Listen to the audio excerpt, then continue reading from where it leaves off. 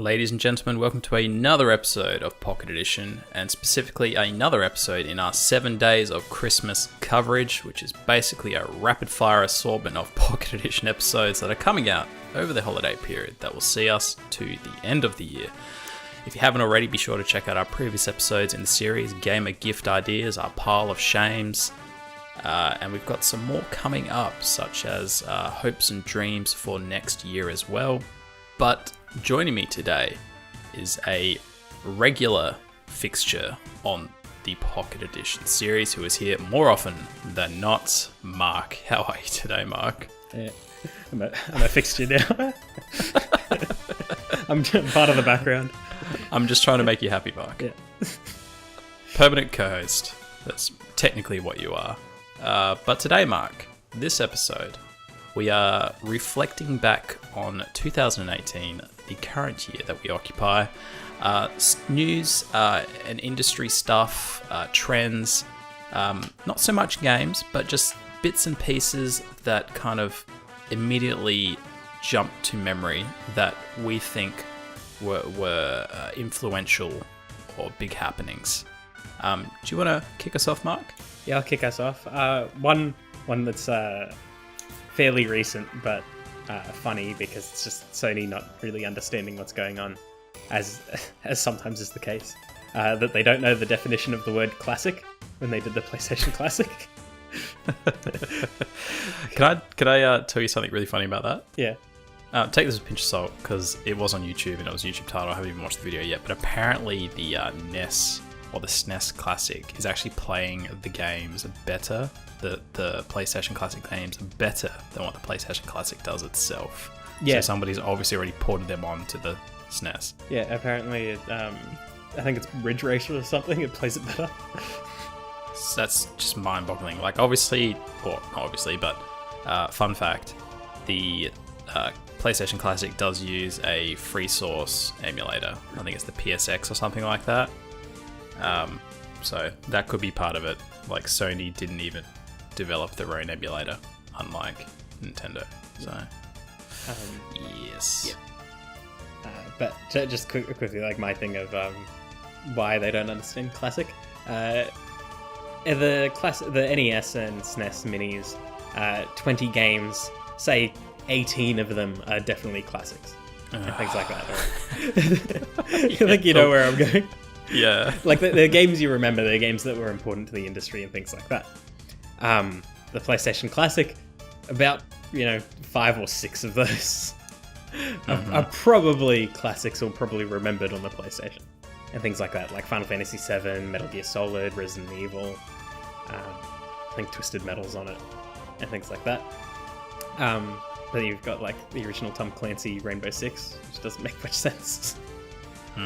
And then you've got like some games that would be better off with analog sticks that don't have analog sticks because it's the PlayStation X. And it's such a rush job, isn't it? It's such a botch up. Yeah. It's like why? Like, Sony doesn't need the money. No. I guess they saw some kind of holiday gap where they just needed to finish the quarter strong, so they just kind of shoehorned this out. Yeah, it's really strange. It's a delayed response to what Nintendo's been doing for the last couple of years, because like the SNES came out last. Yeah, on the NES like ages ago now. Yeah, and so it's a very delayed response. Like if they rushed this out at the same year that they did the mini NES, you'd be like, oh well, clearly Sony rushed it out.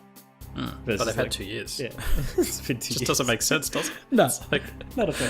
I mean, it's like somebody just had this brilliant idea to just launch one. Just they never realized. They never even thought about it until like, fuck, Christmas is coming up. What can we do for gift ideas? Bang, drop a classic. It's just like, do better. Just do better. Yeah. Anywho, let's move along, Mark. Yeah, what have you got? What jumps out? I don't want to dribble about Sony too much. Oh fuck, mine is actually Sony related. It's more specifically the rocky part of this, and that is the rocky rise of crossplay. Oh. So, to kind of paint the picture, Microsoft is a big driving force of crossplay. And to our surprise, Nintendo have seemingly kind of willingly jumped on board as it being kind of, hey, we're pro gamer, Microsoft pro gamer. Again, I don't want to rag on Sony too much because they're doing some fantastic stuff in their own right, especially with their games and their first party lineup. But a failure to really embrace something that's just pro gamer that makes sense now. I don't really see how crossplay is going to disappear from this point onwards because it's something that we've all always wanted, and it's finally happening. You know, crossplay, cross saves. Well, not so much cross saves. Cross saves would be great. But again, crossplay is, I think, a huge trend that came to fruition mostly in 2018. So I think that's what kind of mostly sticks out to me in terms of changing the way we play or who we play with.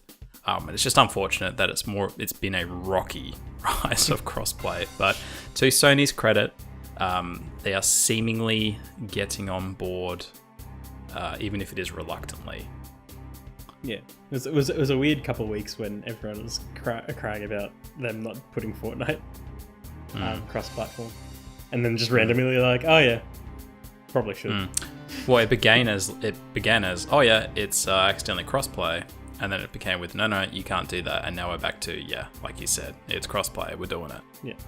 So, you know, hopefully 2019 contains many more crossplay titles. Yeah. But moving along, Mark, what have you got? I have got this year's E3, and specifically how we finally got to see Cyberpunk. Ooh. Yeah, I had a good chat with Mark about... Max. You did? I did, yeah. I think I've chatted to a lot of people about Cyberpunk. Specifically Max in his closed door demo before we actually got the reveal. And, God, I remember that point in time... I was thinking like this, the level of excitement he had for this game, it kind of gave me great hope, and I was like, this might actually be exactly what we wanted and expect from CD Projekt Red. Like every time CD Projekt's done something, they've sort of raised the bar, and fastly as well, quickly and largely. Like look at Witcher 1 compared to 2 compared to 3. Yeah, just leaps and bounds all over the place. Yeah. Like it's one of those things. If anyone's going to pull it off, it's going to be CD Projekt. Yeah, it's just a matter of when, because it's like similar thing with The Witcher. It's just take as long as you need and make the game right. Absolutely. But, never know. And what we got from that demo was pretty good.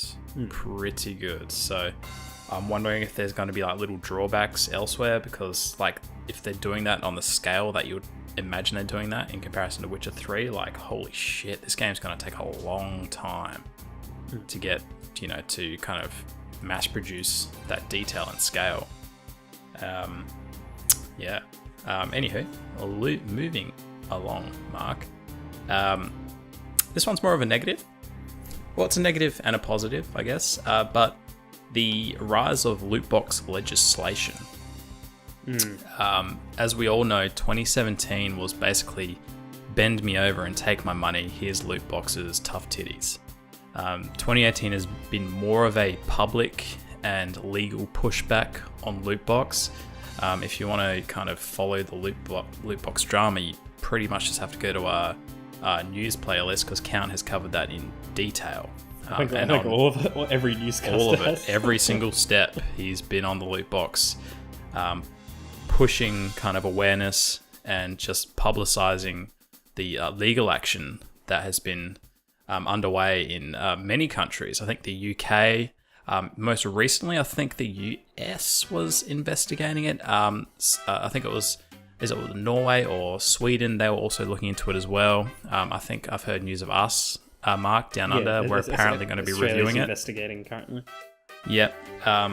And a lot of, some have been wins, some have been losses in terms of the investigation, but specifically though, pushing back against that very publicly is EA. Almost a denial to admit fault, which they're clearly in fault with a lot of their how they monetize via loot box and in other means as well. And it all comes back to like gambling regulation. pretty much.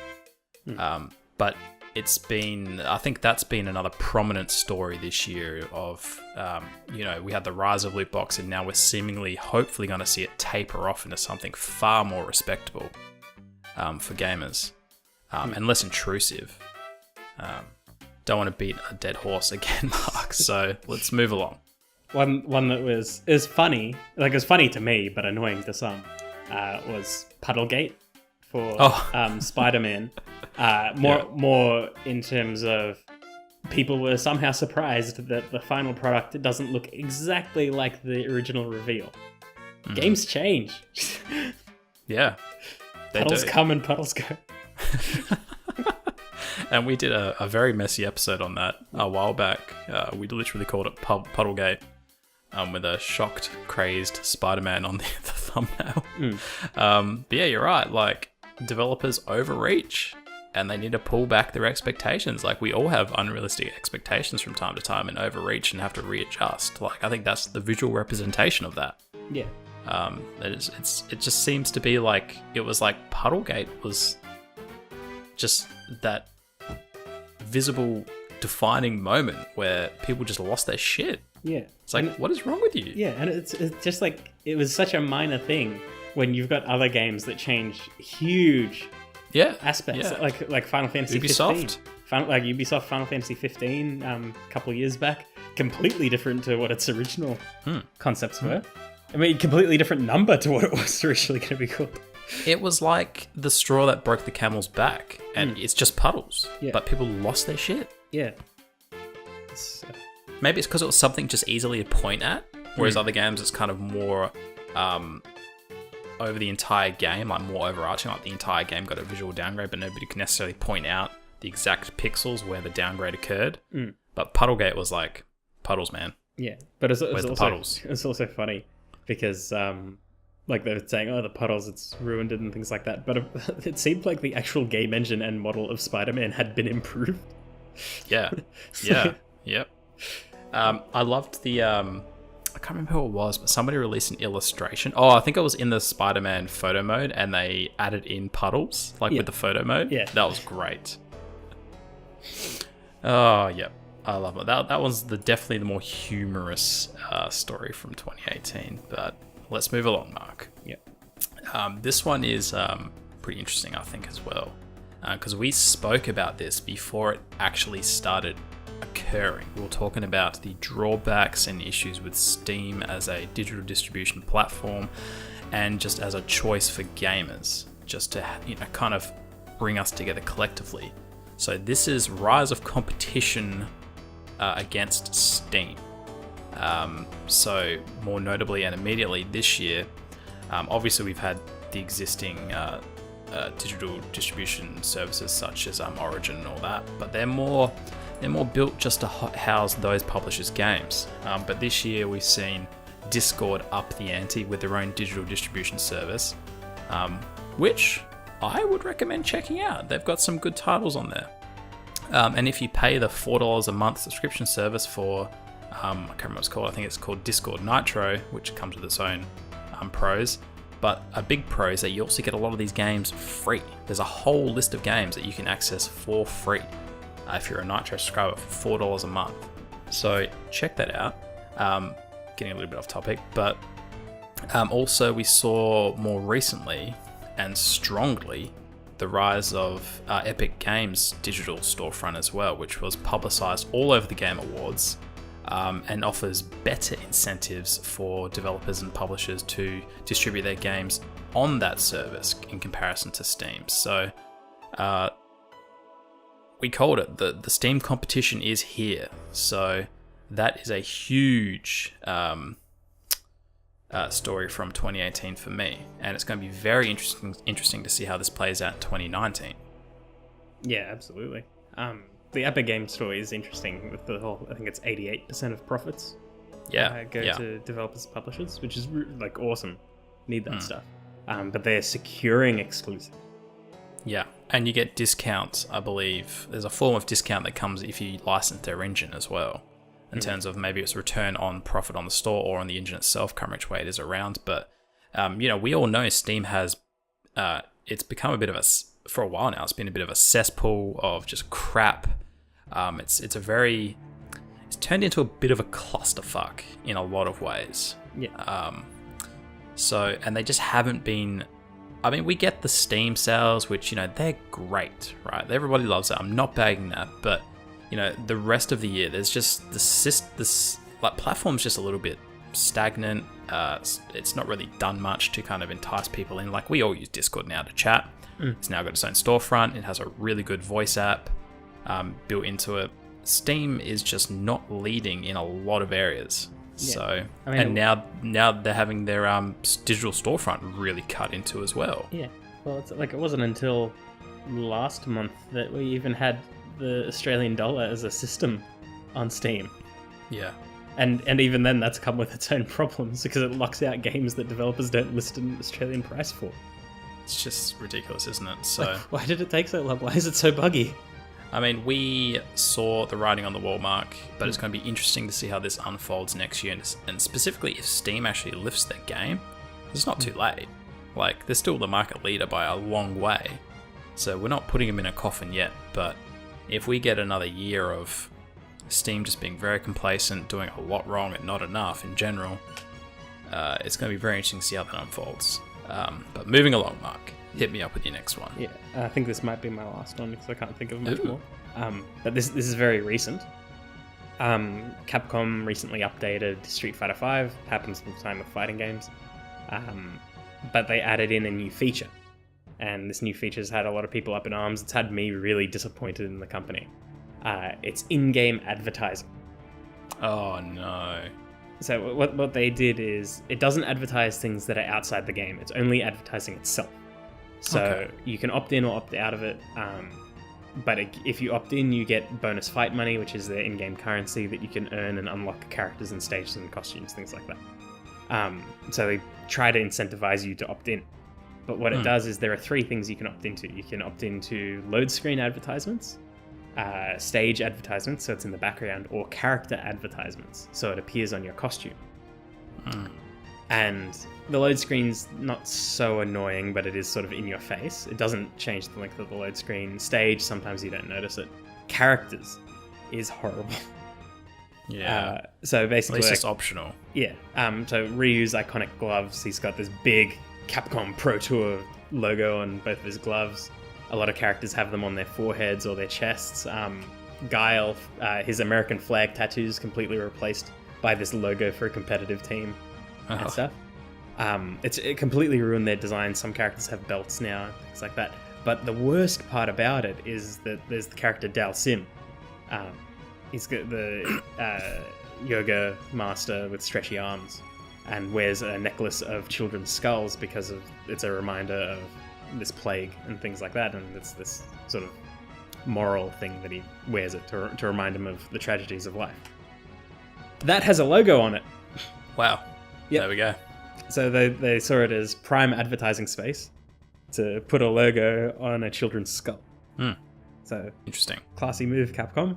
And then the other part about it is the bonus that you get for opting into these. You get 4 fight money. You get 4 extra fight money per thing you opt into. So you get a total of 12 extra fight money. It costs 100,000 fight money to buy a character. All I can say is wow. Yeah. At least it's optional. Yeah, at least but it's optional. You seemingly need the extra money now. Yeah, and it's just, it's one of those things where, like, in theory it sounded odd, not terrible. In practice, it's odd and terrible. But it's one of those things where you're worried what it'll open up later, because this is only in-game advertising right now. I wouldn't put it past EA to do something like this, and it's outside advertising, and they fill your HUD with advertisements and things like that. I wouldn't put it past them, and I'm worried that Capcom opened up a can of worms that they shouldn't have. Another invasive can of worms. Great. Well, we've seen movies do this product placement for years, but that's less, I think, egregious advertisement. Like maybe a character from a movie just drinking a can of Coke. You don't think twice about it. It's like subliminal, kind of advertisement. But yeah, this could get quite invasive very quickly. But I mean, I'm not too worried if it's in a setting that makes sense. Like, let's just say Cyberpunk. Maybe you're walking around a city with billboard that would have billboards regardless, and you see an advertisement for Coke or another game on the billboard. Fine, it's not as invasive. Like, it's there, it's advertising to us, but at least it's actually advertisement that we can actually leverage and use and be interested in, rather than just something fake that we can't even acquire, right? Yeah. So it's kind of like a double-edged sword there, you know. But yeah, this Capcom one does not sound good. So it's the first time I've actually heard of that one. Yeah. Yeah, keep our eyes peeled for that one in 2019. That could be the next big thing. You might have called it, Mark. So we'll keep you guys posted. But let's move along, and I've got one more on my list. And this is a bit more of a feel-good, thank God, happy thing. Xbox's or Microsoft's acquisition of more first-party studios. Hooray! Not much to say about this. They've acquired, I think, in the last 6 months, 7 studios. There's rumours that they're actually going to be acquiring quite a few more, apparently, if you believe the rumours. And if they do acquire quite a few more, like, wow. Wow, that's all I can say. Because you look at Sony's pedigree, I'm like, yeah, they've got a few heavy hitters. But the studios that Microsoft is acquiring, it would seemingly on paper almost based on what these studios have done in the past, bring them up to parity or even tip the scale in terms of first party developer power. And it's about time. Like, Microsoft needs some fresh new IPs that are heavy hitters. Yeah, absolutely. And they need to sort of guarantee that exclusivity. Like, yeah, definitely. Rise of the Tomb Raider was a timed exclusive, and that sort of backfired on them. Yeah. It shouldn't have been, because it was the second game in a franchise. Yep. But it's like having Obsidian on board, have new IPs and make them exclusives, build up Microsoft's profile, because they don't have a whole lot of exclusives at the moment. I mean, they get exclusives, but it's the stuff that we've had since the beginning of time, almost. Yeah. Like I meant it in terms of like diversity of exclusives. Yeah, keeping it fresh, which is something Sony's really good at. So, yeah, we'll see how we go. So that to me was a big positive story for our 2018. Just the fact that, you know, Xbox is checking a lot of really good boxes. Just always been that's been their big drawback though. Is like, well, that's great, but I don't really want to invest in your system unless I'm going to get something exclusive from it. You know, that tells me to go out and buy it. So. Obviously, this is we're going to have to wait a long time to see all this stuff bear fruits. But, yeah, it's a good sign. So, a bit of positivity. So, that wraps up my list for this year, Mark. Have you got anything else, or...? No, I think I'm... No? Well, there we go. I can't remember much. That's the issue. I actually had to flick through our Pocket Edition episodes to remember a lot of this. And obviously... there's a lot we could have spoken about, because there's been a lot that transpired. But, you know, in the interest of time, I just wanted to kind of what immediately jumps to mind. So that's it for me. Be sure to let us know down below what caught your eye this year, what you think is going to, I guess, transcend years and continue into next year. Let us know down below. As always, guys, thank you for watching. Be sure to rate, comment, and subscribe. Be sure to check out the other videos in this 7 Days of Christmas series. If you're listening to us on any of the popular podcasting services such as SoundCloud, iTunes, I've been told we're also on Google Podcasts. Be sure to come on over and check out our YouTube channel where we have a variety of other content that doesn't make it to those podcast platforms because it just doesn't make sense for them. So be sure to come over and check us out. Until the next episode though, guys, have a good one.